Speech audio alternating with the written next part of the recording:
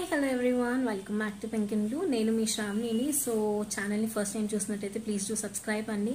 Instagram అయినా YouTube అయినా ఛానల్ని అయితే కంపల్సరీగా సబ్స్క్రైబ్ చేసేసుకోండి.